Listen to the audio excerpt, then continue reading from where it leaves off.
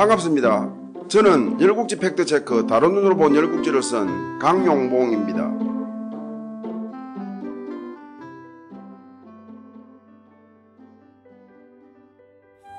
이번 회차에서는 열국지 팩트체크 다른 눈으로 본 열국지 제3장 기다림 그리고 기다림의 끝 제2절 서용의 패주 진목공 중 유여의 진나라 기화에 대하여 살펴보겠습니다. 저는 오늘 살펴볼 열패열국지의 글을 쓰기 위하여 사기, 춘추좌전, 설원등의 문헌을 인용했는데요. 그 상세 내역은 자막으로 나가는 바이니 참고하시기 바랍니다. 진해공 때 진나라와 진나라 이웃의 강용의 군주 오리가 진나라 오땅을 친 일이 있었는데, 이때 맹맹 등 진나라 군사들은 강용을 대파하고 용족의 근거지인 과주를 진나라 땅으로 편입시켰습니다. 이때 오리는 갈 곳이 없어서 헤매다가 진나라로 달아났는데, 진해공은 강용은 사악의 호위라며 강용의 처지를 딱하게 여기고 진나라 남쪽 변경 황무지를 하사하였습니다. 그곳은 여우, 살쾡이, 승냥이 등이 우글거리는 밀림이었지만 강용은 이에 굴하지 않고 이곳을 근거지로 삼아 짐승들을 몰아내고 땅을 경작하며 정착하였습니다. 그런 중에 기원전 627년 4월에 효산 전투 때에는 진나라를 도와 진나라를 격파하기도 하였습니다. 강용은 서융의 한 갈래로 전설상의 사망오제 중의 한 사람인 신노 혹은 염제의 후예이며 그들의 선조가 요임금 때 우임금의 지수를 도운 공으로 사악이란 방백에 봉해지고 강시성을 받았다고 합니다. 사악이란 중국 동쪽의 태산, 서쪽의 화산, 남쪽의 형산, 북쪽의 항산을 이르는 말이지만 사방의 제후를 관장하던 벼슬 이름으로 쓰이는데 여기서는 벼슬 이름을 말합니다. 강용은 주선왕 39년 즉 기원전 789년에 천묘여서 왕군을 격파하기도 하였습니다. 서융이란 중국의 서북쪽 변방 즉 오늘날의 감석성, 섬서성 및 산서성에 흩어져 살던 용족을 말하는데요. 이들 중에 기시융, 북융, 윤융, 이락융, 견융, 여융 등은 춘추시대에 중원으로 들어가 한족과 함께 살았지만 강용 등을 포함한 많은 용족들은 계속 서융에서 살았습니다. 어떻게 보면 진나라도 서융의 견땅과 롱땅에 살면서 주순왕 이전까지 오랑캐 취급을 받았습니다. 그러다가 지난 제8회차에서 살펴본 바와 같이 진나라 진중이 주선왕의 명령으로 서융을 치고 중국의 제도와 예약을 받아들이고 이어서 진양공이 기원전 771년에 견융이 주왕실을 침공했을 때 이를 몰아내고 주평왕이 낙양으로 천도할 때 공을 세워 주왕실로부터 백작의 자기를 받으면서 비로소 제후국의 반열에 서게 되었던 것입니다. 이후 서융의 군주 적반은 진나라 진목공의 초청으로 진나라를 방문하였습니다. 그러고는 진나라 여기저기를 살펴보았는데 진나라가 생각한 것 이상으로 강성한 것을 보고는 크게 감명받았습니다. 이에 적반은 돌아가서는 서융도 어떻게 하면 진나라처럼 강성해질 수 있을까 고민하다가 우선 유여들어 진나라에 가서 선진문물을 견학하고 진목공의 인물됨을 알아오라고 지시 유여는 즉시 진나라로 갔습니다. 유여는 원래 진나라 사람이었지만 서융으로 망명하였습니다. 진목공은 유여가 진나라를 방문한다고 하자 그에 대하여 신하들에게 물었습니다. 이에 공손지 등 진나라 출신 신하들이 나서서 유여가 어째서 서융으로 가서 적반의 신복이 되었는지는 알 수 없지만 그가 진나라에 있을 때에는 뛰어난 현인이었다라며 다들 유여를 칭찬하였습니다. 진목공은 유여에 대하여 많은 관심을 가졌습니다. 진목공은 유여가 진나라에 도착하자 그에게 화려한 궁실과 동산을 보여주고 쌓아놓은 창고에 재물을 자랑하였습니다. 그러자 유여는 이런 것들을 귀신이 만들었다고 하더라도 힘들었을 것인데 하물며 사람에게 만들라고 했을 것이니 진나라 백성은 참으로 고달팠겠다라며 전혀 의외의 반응을 보였습니다. 진목공이 황당해하며 유여에게 그러면 나라를 어찌 다스려야 하느냐, 옛날 명왕성제에 나라를 얻고 이름에 대한 가르침을 들려달라라고 하자 유여는 망설임 없이 검소하면 나라를 얻고 사치하면 나라를 잃는다 라고 답하였습니다. 이어서 유여는 요임금은 천하를 얻었으나 죽기와 토병을 사용하는 등 검소하여 백성들이 복종했고 순임금은 식기와 무기를 만들어 장식했고 제후들도 차차 사치를 부려 나라에 복종하지 않는 자가 13명이나 되었으며 우임금은 제기와 연회용 기물을 만들어 장식하는 등 사치가 극심하여 나라에 불복종하는 자가 32명이나 되었다. 이어 천하를 얻은 은나라나 주나라는 식기나 제기, 의복 등을 장식하고 조각하고 벽의 사면에 휘장을 두르는 등 사치가 극에 달하여 나라에 불복종하는 자가 52명이나 되었다. 사치는 만국의 지름길이다 라고 하였습니다.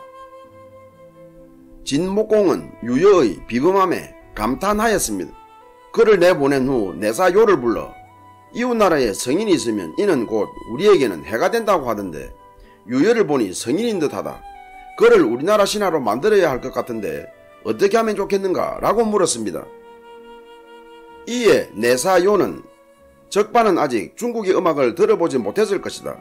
그러니 그에게 미녀 악대를 보내어 그를 중국 음악과 미녀에 빠지게 하여 국사를 내팽개치게 만들자 라며 적반에 대한 계책과 함께 유여를 진나라로 끌어들일 계책을 진언하였습니다. 이에 진목공은 내사요의 계책에 따라 미녀악대 27명을 선발하여 적반에게 보내면서 유여를 진나라에 보내면 그에게 진나라의 문물을 가르쳐 주겠다고 제안하였습니다. 적반은 진목공으로부터 예상치 않은 미녀악대를 선물로 받자 기뻐하며 그네들을 총애하여 매일 잔치를 열고 그네들과 함께 술과 가물을 즐겼습니다. 물론 유여는 진나라로 보냈죠. 적반이 이렇게 소일하며 물과 풀밭을 찾아 이동해야 하는 유목을 등한시하는 사이에 말, 소, 양 등이 반이나 죽었습니다. 한편 진목공은 유여를 극진히 대접하였습니다. 신하들도 번갈아 가며 유여를 데리고 진나라 곳곳에 명소와 요새를 구경시켰고 날마다 연회를 열어 진나라가 얼마나 살기 좋은 곳인가를 넌지시 선전하였습니다. 이렇게 유여는 진나라에서 1년 이상 머물렀습니다. 그런 중에 유여는 계속 진나라에 머물라는 진목공의 청을 뿌리치고 서용으로 돌아갔습니다. 진나라에 더 머물러 봤자 더는 배울 것이 없다고 느낀 거였죠. 그러나 적반은 서용으로 돌아온 유여를 환영하지도 않았고 돌아온 지 꽤 시간이 흘렀지만 유여를 찾지도 부르지도 않았습니다. 자기가 진나라에 보내놓고서 말이죠. 유여가 서용에 돌아왔을 때 적반은 진나라에서 보내온 미녀 악대와 가무에 빠져 정사를 멀리하고 있었고 더군다나 유여를 진나라에 보낼 때의 마음과 같이 서용을 잘 살게 해보겠다는 의욕 또한 상실한 상태였습니다. 게다가 유여가 진나라에서 1년 이상 머물자 적반은 유여가 진나라에 매수되었다고 판단, 아예 유여를 만나려고도 하지 않았습니다. 내사요가 진목공에게 유여를 진나라로 끌어들이려고 진언한 계책이란 적반과 유여를 이간질하여 적반이 유여를 의심하게 하고 유여가 서용에서는 더는 버티지 못하게 한 후에 비밀리에 유여에게 사자를 보내어 진나라 망명을 권유하자는 것이었는데 적반이 유여를 의심하고 만나려고 하지 않는 것은 바로 내사요의 계책이 보기 좋게 성공한 것이었습니다. 진목공은 내사요의 계책에 따라 유여가 서용으로 돌아가야 할 날짜를 넘겨 1년 이상 계속 진나라에 머물게 했고 또 비밀리에 사람을 서용에 보내어 유여가 진나라의 뇌물을 받았다고 허소문을 퍼뜨렸는데 이에 적반은 유여가 진나라의 뇌물을 받았거나 진나라 사람이 되었다고 의심하고 유여를 멀리하고 있는 것이었습니다. 유여는 적반이 자기를 왜 멀리하는지 그 이유도 모른 채 엉망인 국정을 바로잡고자 수차 적반에게 연회와 가무를 중단하라고 간했으나 적반은 들은 척도 하지 않았습니다. 오히려 유여를 놀리듯 유여가 진언한 날에는 더욱더 성대하게 연회를 열고 거하게 놀았습니다. 너 따위의 말은 들을 필요도 없다는 듯 말이죠. 유여는 점점 쇠락의 길로 접어드는 서용의 현실을 보면서 안타까웠습니다. 더군다나 쇠락해가는 서용의 처지를 조금도 개선할 수 없다는 자신의 무기력감에 더욱 괴로웠습니다. 부푼 꿈을 안고 진나라에 가서 많은 것을 배워왔건만 자신이 배운 것을 전혀 쓸 수가 없다는 것이 괴로웠던 것입니다. 유여가 무기력감과 절망감에 빠져 자포자기하고 있을 때 비밀리에 진나라 사자가 접근하여 유여에게 진나라에 귀화하라고 설득하였습니다. 알아주지도 인정해주지도 않는 서용에서 뛰어난 재주와 진모를 섞일 수는 없지 않냐고 설득한 거였죠. 유연은 진나라에 기화하라는 말을 듣고는 한참 망설이고 망설였습니다.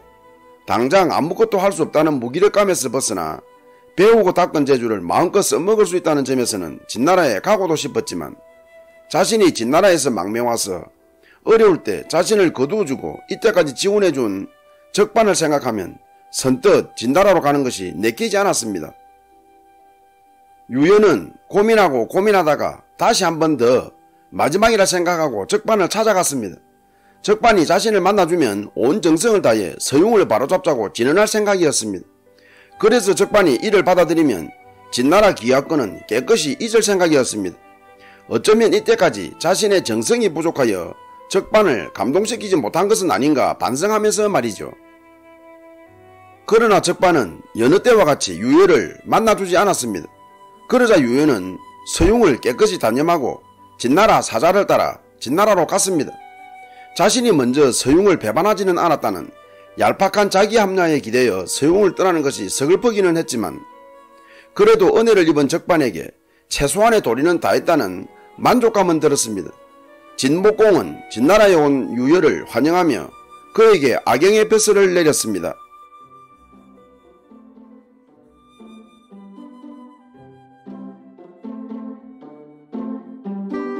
여우 한 마리가 포도밭에 들어가려고 했으나 포도밭 울타리가 너무 촘촘하여 자기 몸집으로 들어갈 수가 없었습니다.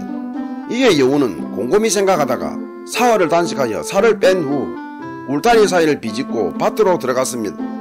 그러고는 포도를 실컷 먹었습니다. 이어 여우가 포도밭에서 나오려고 했는데 배가 불러 울타리 사이로 빠져나올 수가 없었습니다. 그러자 여우는 할 수 없이 또다시 사흘을 굶어 배를 홀쭉하게 한 후에 포도밭을 빠져나왔습니다. 여우는 포도밭에 들어갈 때와 나올 때 자신이 취한 행동을 생각하며 포도밭에 들어갈 때나 나올 때나 배고픈 건 마찬가지군 라고 중얼거렸습니다. 끝까지 시청해주셔서 감사합니다. 다음 회차에서 뵙겠습니다.